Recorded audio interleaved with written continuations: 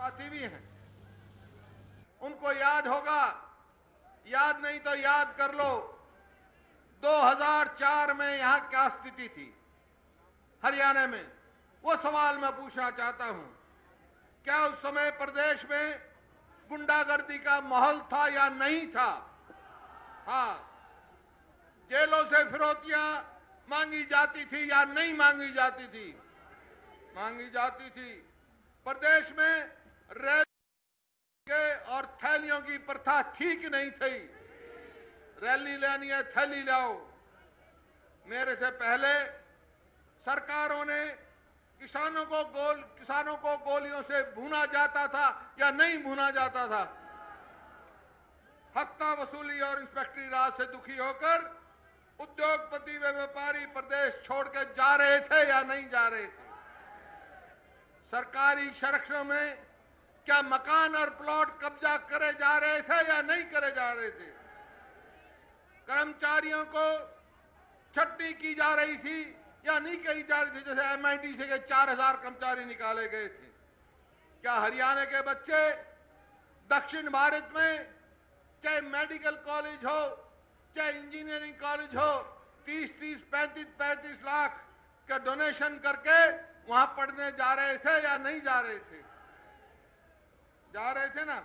क्या हर रोज के काम था? बिजली के नाम पर जगह जगह पे धरने हो रहे थे या नहीं हो रहे थे? प्रदर्शन हो रहे थे या नहीं हो रहे थे?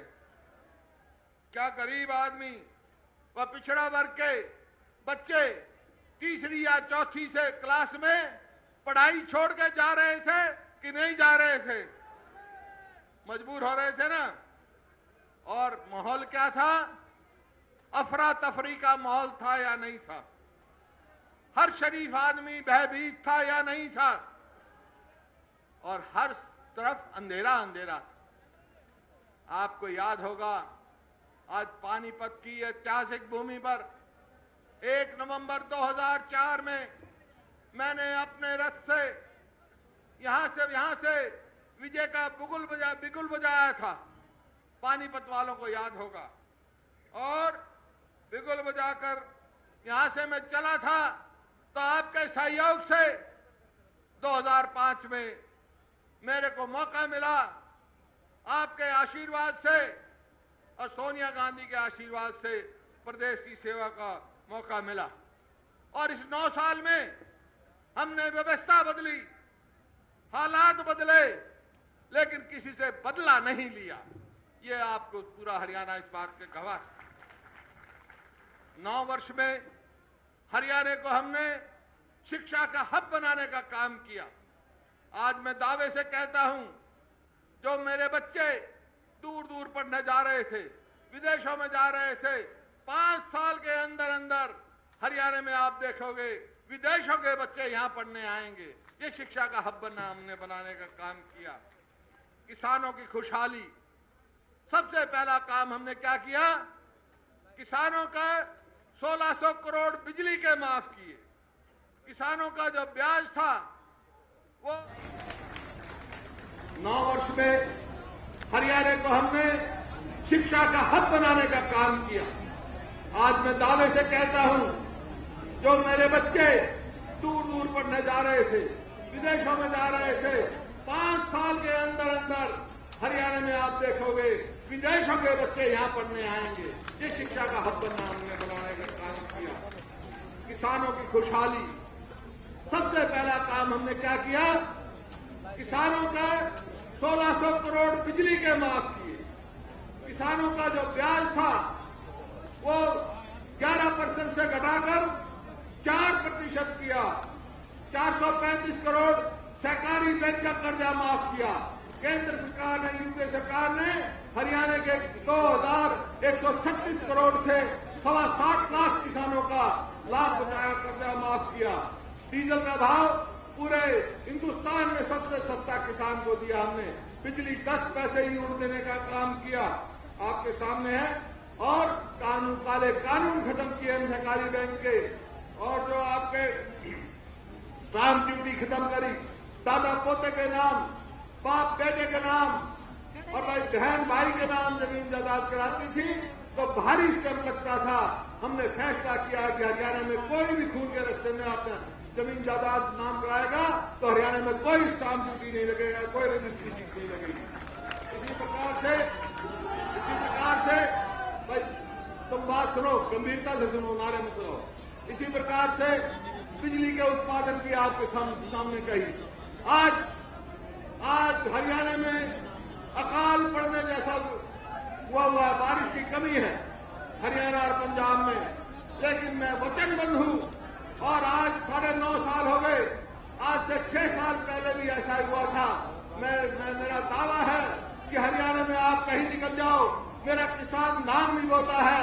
अगर 1 एकड़ भी कभी फसल सूखती दी हो तो आप बताओ। और आज भी मैं वचन लेके जाता हूं, बिजली कितनी महंगी लेनी पड़े, कहीं से लेनी पड़े, मैं हरियाणा के किसान की 1 एकड़ भी फसल सूखने नहीं दूंगा।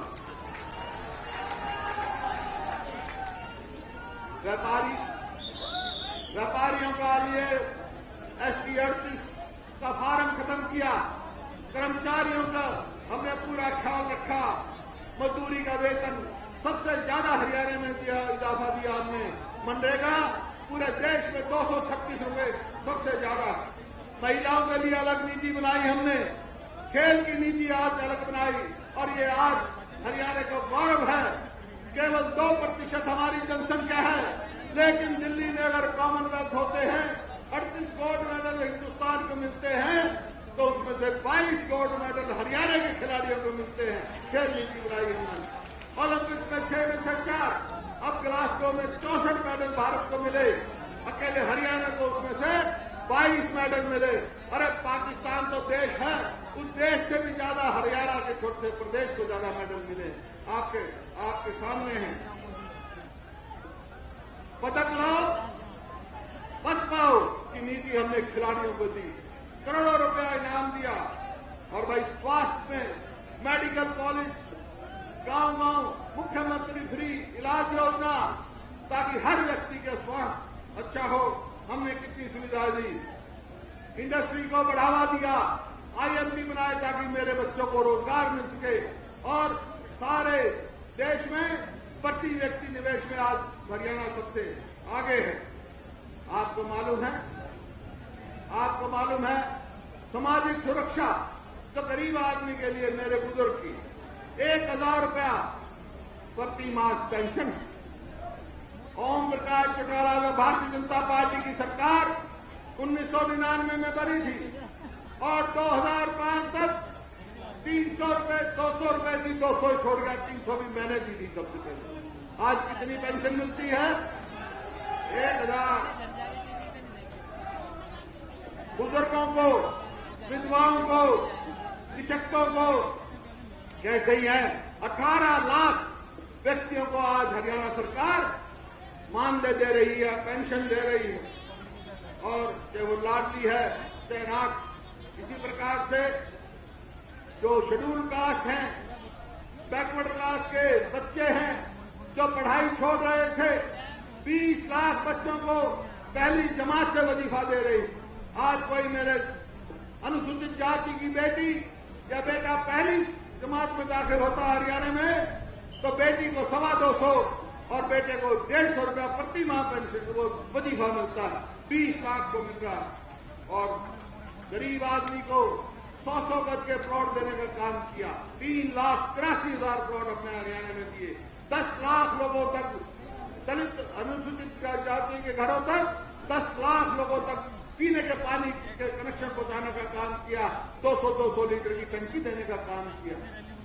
और 2 लाख मकान गांव में हम बना रहे हैं गरीब आदमी के लिए। शहर में 1.5 लाख आदमियों के लिए, फौजियों के लिए 50,000 से अलग हम बना रहे हैं। कन्यादान 300 करोड़ रुपया जो गरीब आदमी है, 300 करोड़ रुपया हरियाणा सरकार अपने बेटियों को कन्यादान में दे चुकी है अब तक आपके सामने। और केंद्र सरकार ने जो फूड सिक्योरिटी का बिल लेके आए थे, यूपीए सरकार सोनिया गांधी के नेतृत्व में हरियाणा सबसे पहला प्रदेश है उसको लागू करने में। आज 2.5 करोड़ में से 1 करोड़ 26 लाख लोगों को गेहूं 2 रुपए किलो, चावल 3 रुपए किलो, मोटा अनाज 1 रुपए किलो देने का काम करते हैं। लेकिन मेरे को बड़ा अफसोस है, जब से दिल्ली में केंद्र सरकार आई है भारतीय जनता पार्टी की सरकार, रोज बयान आ रहे हैं कि हम इन योजनाओं पर रिव्यू करेंगे। लेकिन मैं आपके माध्यम से चेतावनी देना चाहता हूं, यहां अगर देश के गरीब के हक के साथ, फूड सिक्योरिटी के बिल के साथ, मनरेगा के साथ अगर केंद्र सरकार खिलवाड़ करने की कोशिश करेगी तो हम ईंट से ईंट बजा देंगे, खिलवाड़ नहीं होने देंगे।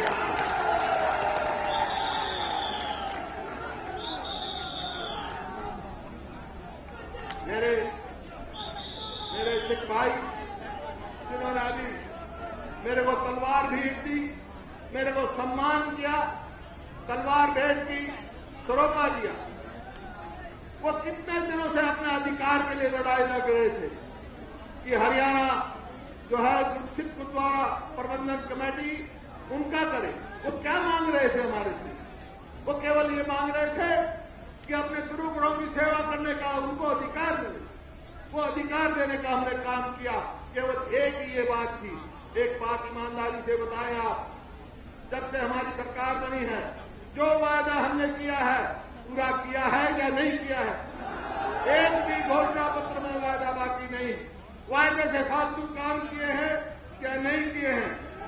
चाहे मेवात के विकास की बात हो, चाहे मॉनिटरी कमीशन की बनाने की बात हो, चाहे कितने ही आपके कार्य आपके काम में सामने की बात हमने किए। एक बात जरूर आई, आज एक प्रस्ताव हमारे पार्टी के अध्यक्ष ने रखा, आपने पास किया।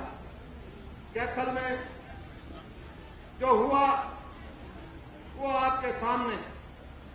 लेकिन मैं एक बात पूछना चाहता हूं उन भाइयों से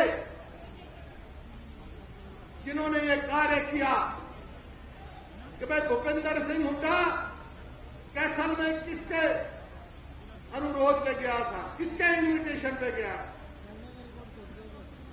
सरकारी कार्यक्रम था, नेशनल आपका एनएचआई का था, नेशनल हाईवे जो अथॉरिटी है उसका था। तो मैं एक बात पूछना चाहता हूं कि भाई आपके निमंत्रण पे सरकारी कार्यक्रम में भूपेंद्र सिंह हुड्डा गया था तो उसका क्या कसूर था?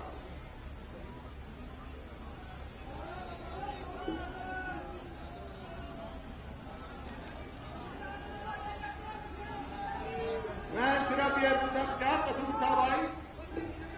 क्या भूपेंद्र सिंह हुड्डा अपने व्यक्तिगत उसमें गया था? मैं एक हरियाणा के 2.5 करोड़ की जनता का नुमाइंदा बन के वहां गया था। मेरा अपमान नहीं, मैं व्यक्ति हूं, छोटा सा हूं। आज मैं सवाल पूछता हूं एक बात, आज हरियाणा के लाखों आदमी हैं, आज मैं किसी को बुला दूं यहां पर और उसका अपमान का इशारा कर दूं तो क्या होगा भाई उसका? आज यहां